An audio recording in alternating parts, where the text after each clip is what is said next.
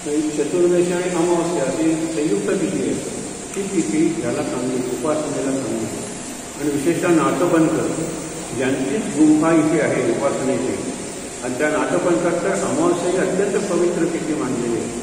आपण अनेकदा म्हणतो अमावस्या ही धार्मिक दृष्टीनं, प्रापंचिक दृष्टीनं निषिद्ध तिथी असते, परंतु उपासनेच्या दृष्टीनं अत्यंत योग्य तिथी आहे. साधू उदाहरण आहे. गोशाळेत आपल्याकडे वाळपईला जी प्रवचन होतात ती अमावस्येला असतात, आणि पुरोहित जो वर्ग आहे त्यांनी यावं अशी अपेक्षा असते. अमावस्या एक खास तिथी आहे की पुरोहित रिकामे असतात. पौष हा खास महिना आहे, पुरोहित रिकामे असतात. आणि भाद्रपदाचा दुसरा पंधरवडा, त्याला पितृपक्ष म्हणतात, पुरोहित रिकामे असतात. म्हणजे पुरोहित, पुजारी, अर्चक यांच्यासाठी जर काही उद्बोधन, प्रबोधन वर्ग करायचे असतील तर हे मुहूर्त करणार. इथे आपण स्वतःचं शिक्षण करण्यासाठी आलेलो आहोत. आत्मोद्धार ज्याला म्हणतात ते. तुम्ही मान काढा, म्हणजे आपल्याला एक जप करायचं, एक मान तुम्ही सांगायचं. तर ज्या वेळेला एखादी गोष्ट आपल्याला कळते, नंतर कळते, आधी काही ठरवलेली नसते. मुव्हिंग फिंगर राईट, ते जे परमेश्वर नियती आहे ना, तिथं मुव्हिंग फिंगर आहे, ती राईट विथ अ फिंगर.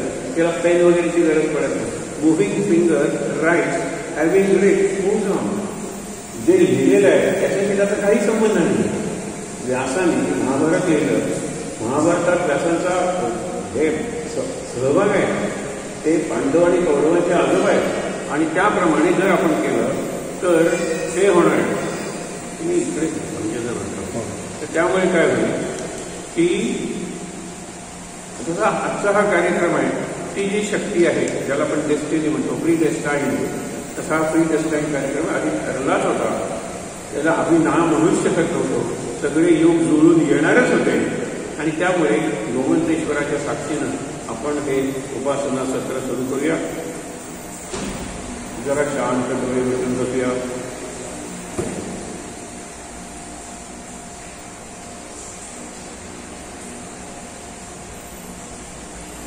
देव श्री गोमंतेश्वर, शक्ती सती पार्वती शारदा, प्रभु श्री रामचंद्र, भगवान श्री गोपाल कृष्ण, श्री महारुद्र हनुमान, महर्षि श्री वेदव्यास, श्रीमद आद्य शंकराचार्य, सद्गुरु श्री ब्रह्मचैतन्य महाराज या सर्वांच्या प्रेरणेनं, आणि इथे जे आपण सर्व उपासक साधक मंडळी जमलेले आहोत यांच्या आशीर्वाद.